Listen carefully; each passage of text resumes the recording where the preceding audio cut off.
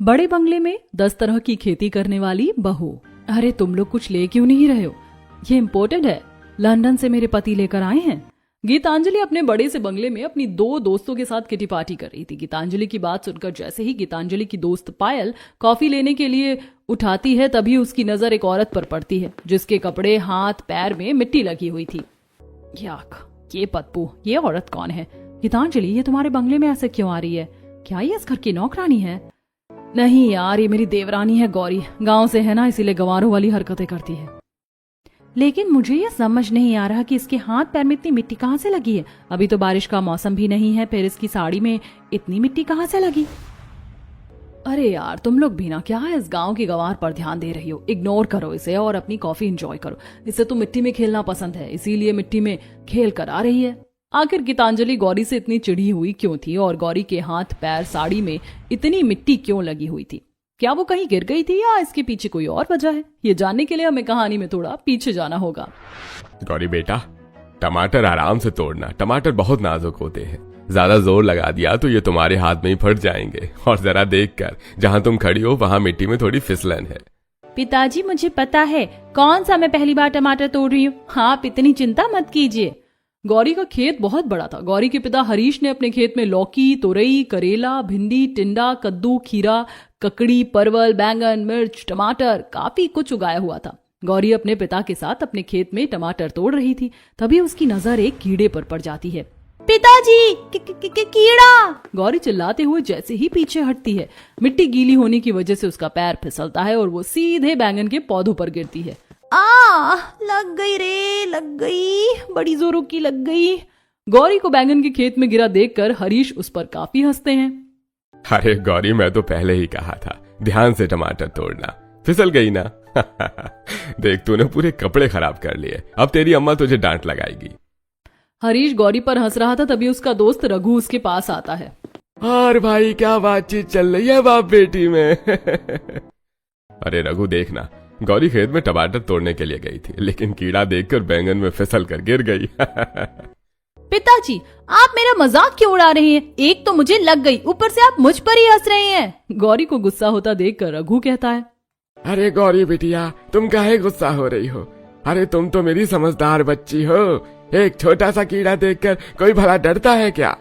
रघु काका, मैं कीड़े से डरती नहीं। वो अचानक से कीड़ा मेरे हाथ पर आ गया तो मैं घबरा गई। अरे अच्छा, ये बता, वैसे रघु यहाँ कैसे आ रहा हुआ? तुझे मुझसे कोई काम था क्या? अरे भाई, क्या बताऊं, इस बार पता नहीं कैसे लेकिन मेरी खेत सूख गई है। अब सूखे खेत में कौन सा फसल उगाऊं समझ में ही नहीं आ रहा है। तो मैंने सोचा क्यों ना तुझसे बात कर लूं। अरे सूखे खेत में तो मुझे लगता है ज्वार बाजरा की खेती अच्छी होगी। पिताजी बिल्कुल सही कह रहे हैं रघु काका। मैंने अपने कॉलेज में एग्रीकल्चर की पढ़ाई करते वक्त इस बारे में पढ़ा था कि अगर खेत सूख जाए तो उसमें ज्वार, बाजरा, मक्के की खेती की जा सकती है। अब तो मैं अपने खेत में ज्वार बाजरा ही लगाऊंगा।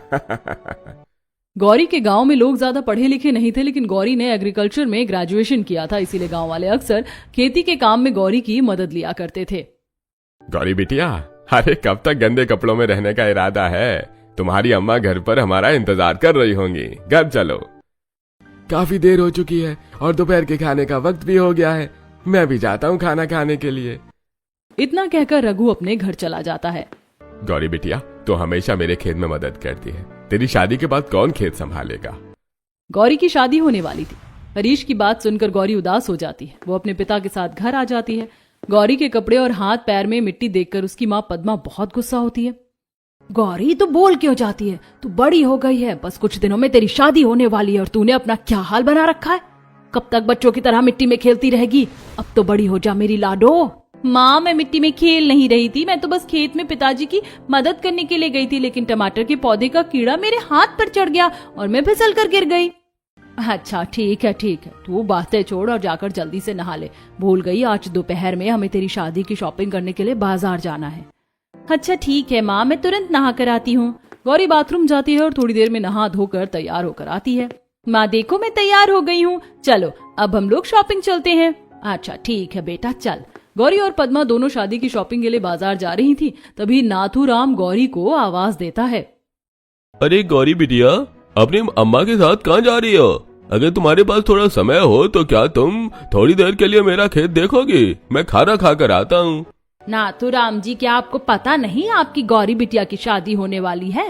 कुछ दिनों में ये मुझे, आपको और पूरे गांव को छोड़कर अपने ससुराल चली जाएगी। अब आपको अपना खेत खुद संभालना पड़ेगा। अरे क्या तुम सच कह रही हो पद्मा बहन? हमारी गौरी बिटिया की शादी होने वाली है? हाँ नाथूराम जी, आपकी गौरी बिटिया बड़े बंगले की बहू बनने वाली है। अरे लेकिन मैंने तो सुना है कि बड़े बंगले के लोग तो अलग तरह का खाना खाते हैं। वो हमारी तरह साग सब्जी खाते ही नहीं है। वो अमीर होते हैं ना, इसलिए खास तरीके की चीजें खाते हैं। नाथूराम की बात सुनकर गौरी बड़ी परेशान हो जाती है। क्या सच में बड़े बंगले के लोग हरी साग सब्जी नहीं खाते हैं? अगर ये सच है तो मेरा क्या होगा? मैं क्या खाऊंगी? मैं तो वहाँ भूखी रह जाऊंगी। गौरी के मन में यही सारी बातें चल रही थी, लेकिन वो अपनी माँ से कुछ कहती नहीं है। वो पद्मा के साथ बाजार जाती है और बाजार से अपनी शादी की साड़ी, गहने, मेकअप का सामान और शादी में लगने वाली जरूरी चीज लेकर घर आ जाती है। शॉपिंग करने के बाद भी गौरी का मुंह उतरा हुआ था, जिसे देखकर। क्या बात है गौरी, तुम परेशान लग रही हो? कोई बात है तो मुझे बताओ। पिताजी, मुझे डर लग रहा है। आप लोगों ने मेरी शादी बड़े बंगले में क्यों तय की? नाथूराम चाचा बोल रहे थे कि बड़े बंगले के लोग हरी साग सब्जी नहीं खाते। अगर वे लोग साग सब्जी नहीं खाते हैं तो मैं तो भूखी रह जाऊंगी। अरे बेटा, नाथूराम की तो आदत है मजाक करने की। तू भी कहाँ उसकी बातों को लेकर बैठ गई? ऐसा कुछ नहीं है, बड़े बंगले के लोग भी हमारी तरह साग सब्जी खाते हैं। तू चिंता मत कर। अपने पिताजी की बात सुनकर गौरी शांत होती है। ऐसे ही दिन गुजरते हैं और फिर देखते ही देखते शादी का दिन आ जाता है। बड़े धूमधाम से गौरी और रवि की शादी हो जाती है और गौरी रवि के साथ गाड़ी में बैठकर अपने ससुराल आस्था निवास आ जाती है। गौरी, अब तुम बड़े बंगले की बहू बन गई हो। तुम्हारे ससुराल में तुम्हारा स्वागत है। रवि गौरी का हाथ पकड़कर उसे गाड़ी से उतरने में मदद करता है। गाड़ी से उतरने के बाद गौरी अपने आलीशान बड़े बंगले को देखती है, जो संगमरमर का बना हुआ था और धूप की रोशनी में जगमगा रहा था। रवि जी, आपके बड़े बंगले में इतना बड़ा गार्डन क्यों है? अरे गौरी, ये गार्डन नहीं बल्कि ये है हमारा लॉन। हाँ, मैंने फिल्मों में देखा है, विदेश में ऐसे ही गार्डन होते हैं। गौरी की बात सुनकर रवि मुस्कुरा देता है। अरे लॉन को छोड़ो गौरी, अब अपने बड़े बंगले के अंदर चलो। मेरा पूरा परिवार तुम्हारा इंतजार कर रहा है। गौरी रवि के साथ जैसे ही अंदर आती है, उसकी नजर बड़े से दरवाजे पर जाती है, जो किसी महल के दरवाजे जितना बड़ा था। बंगले के दहलीज पर शांति हाथ में आरती का थाल लेकर खड़ी थी। शांति गौरी और रवि की आरती उतारती है। गौरी बेटा, कलश गिराकर घर के अंदर आओ। बंगले के अंदर आते ही गौरी की आंखें बड़ी हो जाती हैं। वो बड़े ध्यान से बंगले को देख रही थी। गौरी के बड़े बंगले में बड़ी बड़ी मूर्तियां, आलीशान झूमर, पेंटिंग और हॉल के बीचों बीच उनके परिवार की एक बड़ी सी फोटो थी। इतने ध्यान से क्या देख रही हो देवरानी जी? अपने गांव में कभी ऐसा घर देखा नहीं है क्या? गीतांजलि, तुम्हारी देवरानी आई नहीं कि तुमने बातें शुरू कर दी। गौरी थक गई होगी, उसे उसके कमरे में ले जाओ। शांति के कहने पर गीतांजलि गौरी को उसके कमरे में ले जाती है। गौरी का कमरा बहुत ही बड़ा था। बड़ा सा झूमर, बड़ी सी खिड़की और बहुत ही नर्म बिस्तर। यह बड़ा बंगला तो किसी महल से कम नहीं है। ऐसा लग रहा है जैसे माँ पिताजी ने मेरी शादी किसी राजा से कर दी है और अब मैं यहाँ की महारानी हूँ। ये सब सोचते हुए गौरी सो जाती है। अगले दिन गौरी की पहली रसोई थी। वो अच्छे से तैयार होकर अपनी सास के पास हॉल में जाती है। बेटा, वैसे तो हमारे घर में खाना हर दिन शेफ बनाता है, लेकिन आज तुम्हारी पहली रसोई है तो आज खाना तुम बना लो। शांति एक नौकर को बोलकर गौरी को किचन में भेज देती है। बड़े बंगले का किचन भी उनके घर के जैसा आलीशान था। किचन में सारे खाना बनाने के मॉडर्न चीजें रखी हुई थी। ओवन, इलेक्ट्रिक चूल्हा, एयर फ्रायर और जाइंट साइज फ्रिज। ये फ्रिज इतना बड़ा क्यों है? इसे देखकर मुझे डर लग रहा है, जैसे सीआईडी में इंसान को मारकर फ्रिज में डाल देते थे। इस फ्रिज में भी कहीं वो सब तो नहीं होता है? गौरी ये सब सोच ही रही थी कि तभी उसे ख्याल आता है उसे पहली रसोई का खाना बनाना है। गौरी नौकर से पूछती है, ये सब्जी कहाँ रखी हुई है? मैडम, सब्जियां तो फ्रिज में ही रखी हुई हैं। गौरी जैसे ही फ्रिज खोलती है, उसका मुंह बन जाता है। फ्रिज तो बर्फ जमाने के लिए होता है, ना कि सब्जी को जमाने के लिए। और ये किस तरह की सब्जियां हैं? यहाँ पालक, बैंगन, लौकी, टमाटर ये सब नहीं है? नहीं मैडम, यहाँ यही खाना बनता है। गौरी अच्छे से फ्रिज में देखती है तो उसे ब्रोकली, लेटस दिखता है और ब्रोकली को फूल गोभी और लेटस को पालक समझकर गोभी आलू की सब्जी और पालक पनीर बना देती है। साथ में वो खाने के लिए फ्राइड राइस, गाजर का हलवा और भी बहुत कुछ बनाती है। जब सभी खाना खाने बैठते हैं तब, बाहू, ये तुमने क्या बनाया है? माँ जी, मैंने गोभी आलू की सब्जी, फ्राइड राइस, पालक पनीर और गाजर का हलवा बनाया है। सभी गाजर का हलवा खाते हैं और सबको हलवा बहुत पसंद आता है, लेकिन जैसे ही वो खाना खाते हैं उनका थोड़ा मुंह बन जाता है। बहू, तूने जो फूल गोभी समझकर डाला है वो ब्रोकली है और ये पालक नहीं है बल्कि लेटस का पत्ता है। इसका इस्तेमाल बर्गर बनाने में होता है। कल जब शेफ खाना बनाएगा ना तो तू देखना। गौरी जब खाना खाने के लिए बैठी तब उसे भी खाना पसंद नहीं आता है। अगले दिन शेफ खाना बनाता है और वो खाने में सीजर, सैलेड, रोसिटो, बर्गर, टैकोस काफी कुछ बनाता है।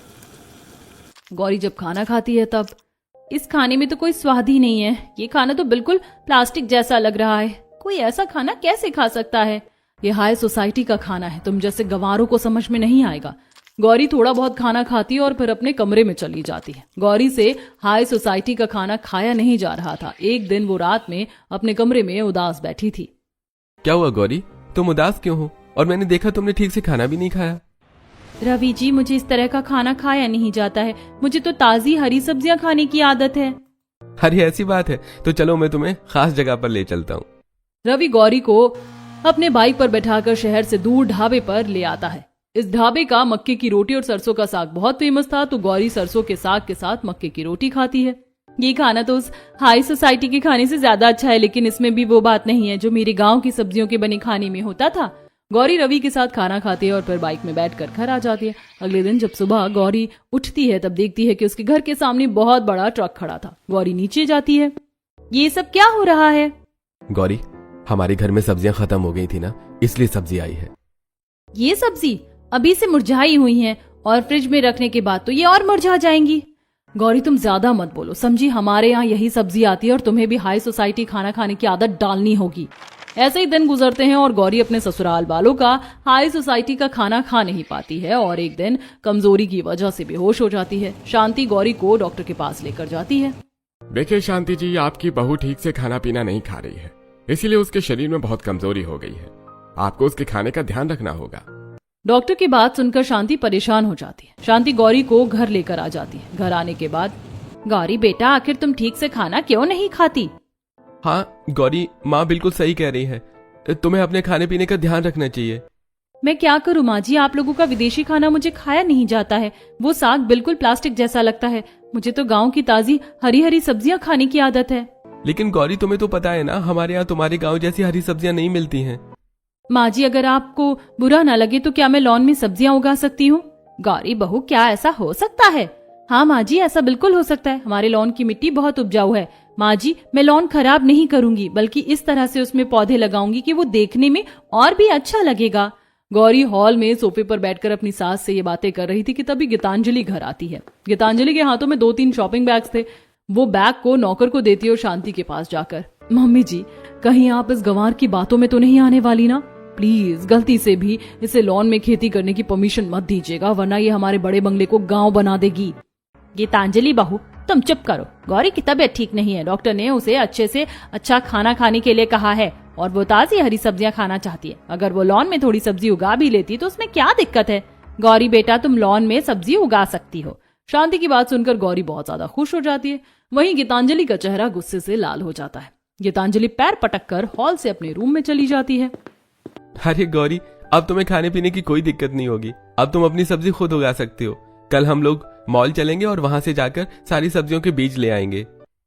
रवि की बात सुनकर तबीयत खराब होने के बाद भी गौरी का चेहरा खुशी से खिल जाता है। शांति अपने रूम में सोने के लिए चली जाती है। रवि और गौरी भी अपने कमरे में जाकर सो जाते हैं। अगले दिन गौरी रवि को उठाती है। रवि जी, उठिए ना। अरे गौरी, क्या है, सोने दो ना। आज तो संडे है, कम से कम एक दिन तो मुझे चैन से सोने दो।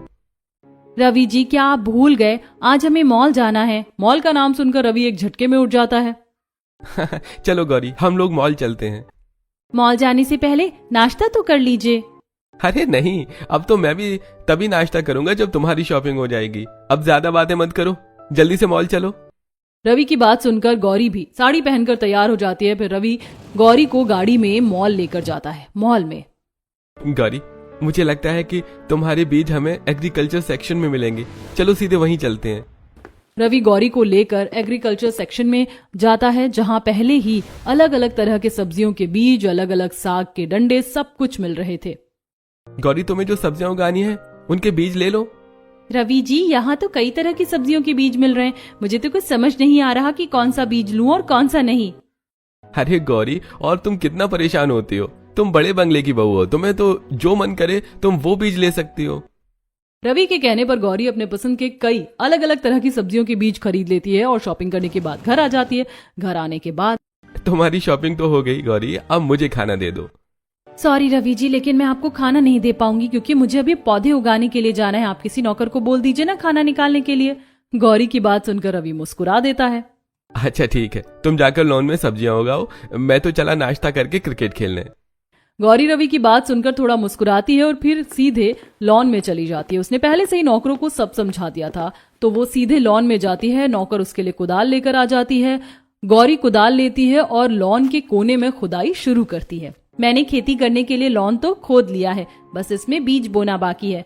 गौरी लॉन में 2-3 जगह गड्ढे करती है, फिर वो अपनी साड़ी का पल्लू मोड़कर लॉन में बैठती है और उसमें बीज बोना शुरू कर देती है। मालकिन, आप 2-3 जगह पर अलग अलग सब्जी के बीज क्यों डाल रही हैं? मैं हमारे लॉन में टमाटर, भिंडी, बैंगन, तुरई अलग अलग सब्जी उगाना चाहती हूँ, इसीलिए मैंने गड्ढों में अलग अलग सब्जियों के बीज डाले हैं। तुम लोग एक काम करो, जो पत्थर मैंने तुम्हें मंगवाने के लिए कहा था वो पत्थर लाकर हर गड्ढे की बाउंड्री पर रख दो। गौरी की बात सुनकर नौकर गड्ढों के चारों तरफ सुंदर पत्थर लाकर सजा देते हैं। बीज बोने के बाद गौरी अपने पौधों में पानी डालती है। ऐसे ही दिन गुजरते हैं। गौरी सुबह शाम अपने पौधों को अच्छे से पानी देती। कुछ दिन बाद लॉन में छोटी छोटी सब्जियों के पौधे उग जाते हैं। बस कुछ दिन और फिर मेरी उगाई पौधों में भी सब्जियां होंगी। छोटी बहू देखिए, आपकी मेहनत रंग लाई। यह पौधे कितने अच्छे लग रहे हैं। अब बस इनमें सब्जियां आ जाएं तो अच्छा होगा। गौरी और उसके नौकर गौरी की सब्जियों के पौधों को अच्छे से देखभाल करते हैं, जिसकी वजह से कुछ दिनों में गौरी की सब्जियों के पौधों में लाल लाल टमाटर, हरी हरी भिंडी, मिर्च, नींबू, पूरी 10 तरह की सब्जियां उग जाती हैं। बहुत खा लिया मेरे ससुराल वालों ने हाई सोसाइटी का खाना, अब मैं उन्हें हमारा देसी खाना खिलाऊंगी। इतना कहकर गौरी अपने उगाए सब्जियों के पौधों से अपनी 10 तरह की सब्जियां तोड़ लेती है। वो रसोई में जाकर आज सबके लिए खुद खाना बनाती है। गौरी सबके लिए खाने में दाल, चावल, भिंडी मसाला, आलू भिंडी, काफी कुछ बनाती है। जब परिवार के लोग खाना खाने के लिए बैठते हैं तब अरे वाह गौरी बेटा, तुमने तो हमारे घर के शेफ से भी ज्यादा टेस्टी खाना बनाया है। भाई ये मसाला भिंडी तो बिल्कुल वैसे ही है जैसे मेरी माँ मेरे बचपन में बनाती थी। गौरी बेटा, अब मुझे समझ आया कि क्यों तुम ठीक से खाना नहीं खा पा रही थी। जब किसी को ऐसे टेस्टी खाने की आदत हो तो पैकेट का खाना कोई कैसे खा सकता है। शांति की बात सुनकर सब हंसने लगते हैं। आपने बिल्कुल सही कहा माँ जी, यही बात है। गौरी बेटा, तुमने अपनी सास जी को भिंडी तो खिला दिया, क्या तुम मुझे करेला खिलाओगी? बहुत साल पहले मैंने अपनी सास के हाथों का करेला खाया था और मुझे उसका स्वाद बहुत पसंद भी है। हाँ क्यों नहीं माँ जी, लेकिन अभी मैंने करेले का पौधा उगाया नहीं है। मैं कल ही करेले का पौधा उगाती हूँ। भाभी, अगर आप माँ के लिए करेला उगा रही हैं तो मेरे लिए कद्दू, खीरा और ककड़ी उगा दीजिए। मेरे डाइटिशियन ने मुझे अलग अलग तरह की सब्जी खाने के लिए कहा है। ठीक है अभी भैया, मैं आपके लिए भी सब्जी उगा दूंगी। गौरी, मुझे बैंगन का भरता खाना है तो मेरे लिए बैंगन उगा देना। अच्छा ठीक है अमित भैया, मैं आप सबके पसंद की सब्जी उगा दूंगी। तुम बहुत टैलेंटेड हो गौरी। सभी से तारीफ सुनकर एक तरफ जहां गौरी खुश हो रही थी तो वहीं गीतांजलि का चेहरा कद्दू की तरह फूल गया था। गीतांजलि चिढ़ते हुए कहती है, ऐसा भी क्या खास है इस भिंडी में? ऐसे भिंडी तो सुपरमार्केट में आसानी से मिल जाएंगे। आप लोग बेकार में ही इस गौरी को सिर पर चढ़ा रहे हैं। भिंडी गीतांजलि को भी काफी अच्छी लगी थी, लेकिन अपनी जलन की वजह से वो ये बात मानती नहीं है। गीतांजलि की बात पर कोई भी ध्यान नहीं देता और सभी खाना खाकर अपने कमरे में सोने के लिए चले जाते हैं। अगले दिन, आज मुझे बहुत सारी सब्जी उगानी है। कमर कस ले गौरी, आज बहुत काम करना है तुझे। गौरी लॉन में गड्ढा खोदती है और उसमें अपने ससुराल वालों की पसंद की सब्जियों के बीज बोती है। आज मैं सबकी पसंद की सब्जियां उगा रही हूँ तो उसके साथ साथ पालक, प्याज, आलू ये भी उगा लेती हूँ। ये मार्केट से आने वाली फ्रीज्ड सब्जी खाने में बिल्कुल अच्छी नहीं लगती है। ये सोचकर गौरी अपने पसंद के कुछ सब्जियों के बीज बो देती है। अलग अलग तरह की सब्जियां बोने के बाद वो डिजाइनर पत्थरों से सबकी बाउंड्री बनाती है। गौरी लॉन में काम कर रही थी कि तभी अभी वहां आता है। भाभी, आपने तो पौधों के बीच में काफी अच्छी बाउंड्री बनाई है। इससे देखने में सुंदर भी लग रहे हैं और एक पौधा दूसरे में मिल भी नहीं रहा है। देवर जी, आपने बिल्कुल सही कहा और मैंने आपकी पसंद की भी सब्जी उगा दी है। बस कुछ दिन और फिर ये सब्जी भी उग जाएगी। गौरी सुबह शाम अपने अपने सब्जियों के पौधों में पानी देती है और किचन से निकलने वाला वेस्ट भी खाद बनाकर मिट्टी में डालती है। कुछ दिन बाद गौरी के नए उगाए हुए सब्जियों में पौधे निकल आते हैं। ये देखकर गौरी बहुत खुश होती है। वो अपने कमरे में जाती है और रवि को इस बारे में बताती है। पता है जी, मैंने जो नई सब्जियों के बीज बोए थे ना, उनके पौधे आ गए हैं। चलिए मैं आपको भी दिखाती हूँ। अपने पौधों को देखकर गौरी बहुत खुश थी, इसीलिए वो अपने पति का हाथ पकड़कर उसे खींचती है। जल्दी चलिए ना, आप इतना टाइम क्यों ले रहे हैं? मुझे आपको सब्जी दिखानी है। गौरी बच्चा शांत, मैं तो चल रहा हूँ। गौरी रवि की कोई बात नहीं सुनती है और वो रवि को अपने साथ खींचते हुए लॉन में लेकर आती है। रवि गौरी के बोए हुए सब्जियों को देखता है। अरे गौरी, तुमने तो बहुत अच्छा काम किया है। हमारा खाली लॉन देखने में बिल्कुल किसी मिनी खेत जैसा लग रहा है। अरे ये खेत ही तो है, बस मैं यहाँ थोड़े अलग तरीके से सब्जी उगाती हूँ। गौरी, मुझे नहीं पता तुमने ध्यान दिया या नहीं, लेकिन जरा देखो तो तुमने 10 तरह की सब्जियां उगा दी हैं। अब तुम बड़े बंगले में 10 तरह की खेती करने वाली बहू बन गई हो। रवि की बात सुनकर गौरी हंस देती है। ऐसे ही दिन गुजरते हैं।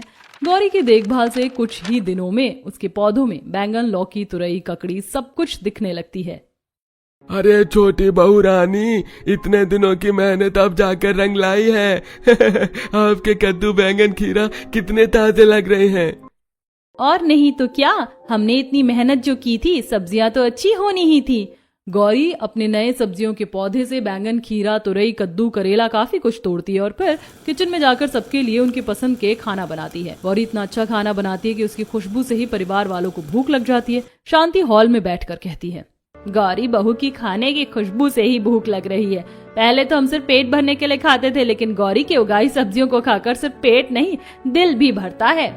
आप बिल्कुल सही कह रही हो माँ। मैं तो सोच रहा हूँ खाने की खुशबू इतनी अच्छी आ रही है तो खाना कितना अच्छा होगा। ये सब सोचते हुए परिवार वाले डाइनिंग टेबल पर खाना खाने के लिए बैठ जाते हैं। गौरी सबको खाना परोसती है। गौरी के हाथ का बना खाना खाकर, आहा हा, क्या करेला बनाया है गौरी तुमने, बिल्कुल मेरी सास के हाथ के खाने की याद दिला दी। ये लो मेरी सास के कंगन, इतना अच्छा खाना बनाने के लिए ये तुम्हारा इनाम है। शांति अपने हाथ से कंगन खोलती है और उसे गौरी के हाथ में पहना देती है।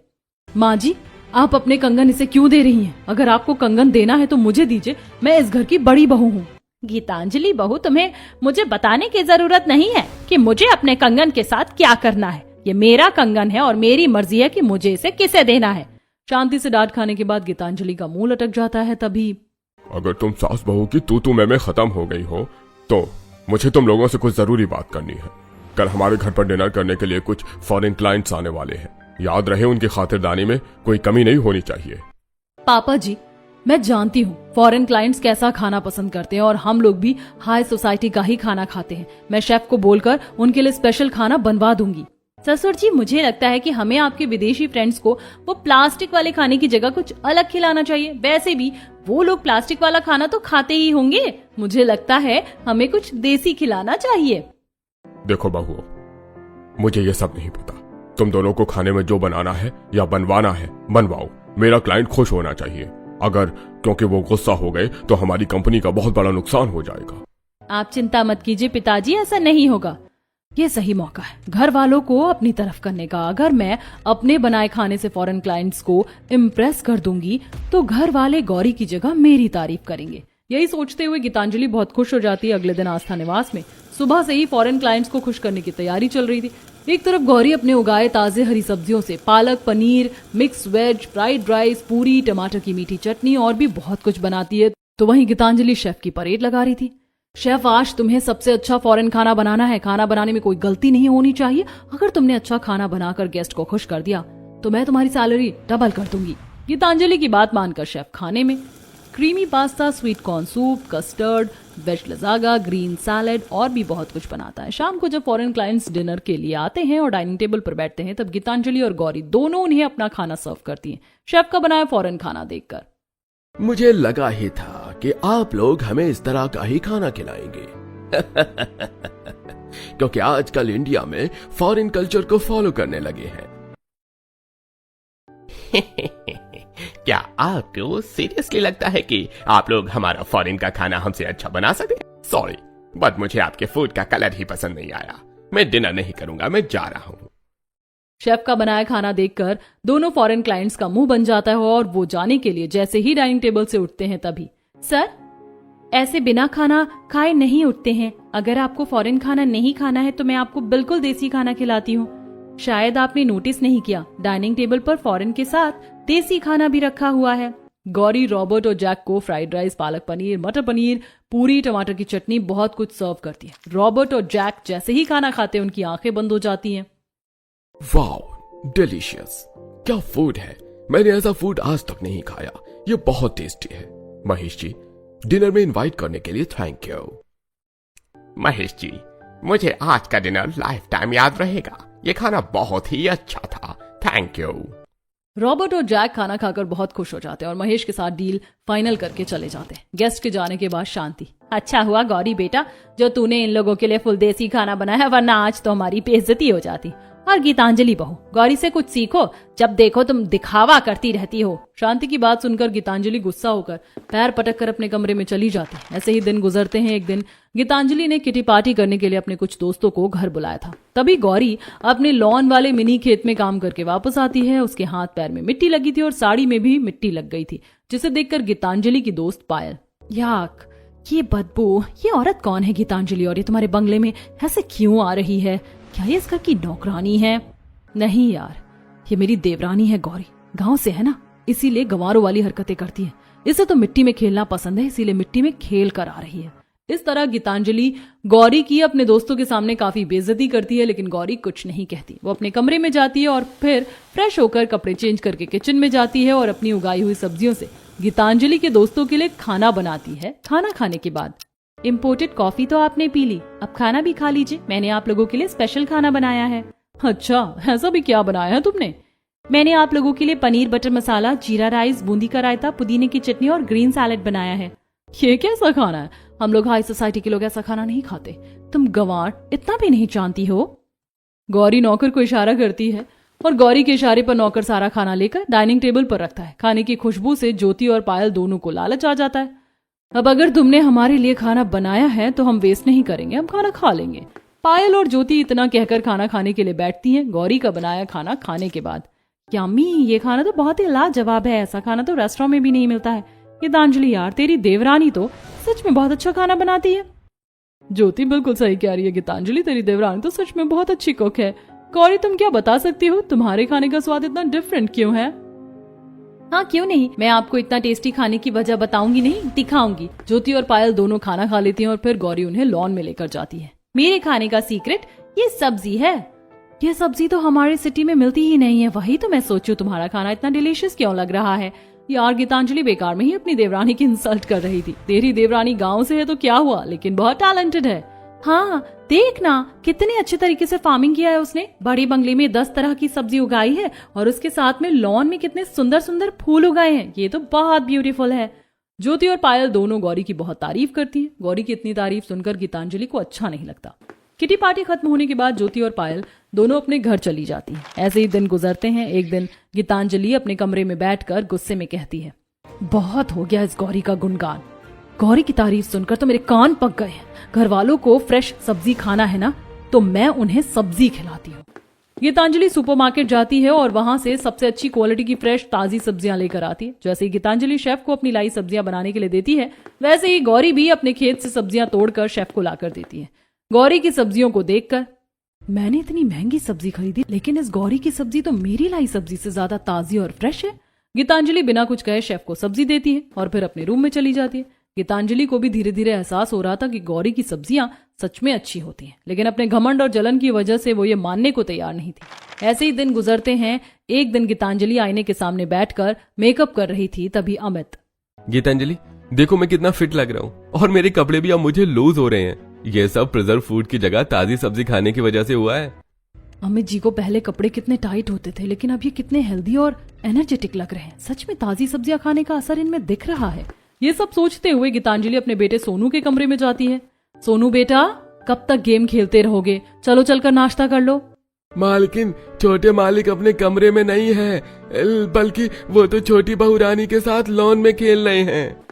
नौकर की बात सुनकर गीतांजलि लॉन में जाती है। वो देखती है उसका बेटा लॉन में सब्जी तोड़ रहा है और तितली के साथ खेल रहा है। अपने बेटे को खेलते कूदते देखकर गीतांजलि की आंखों में आंसू आ जाते हैं। गीतांजलि गौरी के पास जाती है। गौरी, मुझे माफ कर देना, मैंने तुम्हारी बहुत बेइज्जती की, लेकिन तुमने शुरू से परिवार वालों के बारे में अच्छा सोचा, उन्हें ताजी सब्जियां खिलाकर उनकी सेहत को बेहतर किया। और मेरा सोनू वीडियो गेम छोड़कर कमरे से बाहर आता नहीं था, वो देखो तितलियों के साथ खेल रहा है। मैं तुमसे जितनी माफी मांगू उतना कम है, हो सके तो मुझे माफ कर देना। दीदी, आपको माफी मांगने की कोई जरूरत नहीं है, आप तो मेरी बड़ी बहन जैसे, और सोनू तो बहुत प्यारा बच्चा है, मुझे उसके साथ खेलने में बड़ा मजा आता है। अब से मैं भी बड़े बंगले में 10 तरह की सब्जी उगाने में तुम्हारी मदद करूंगी।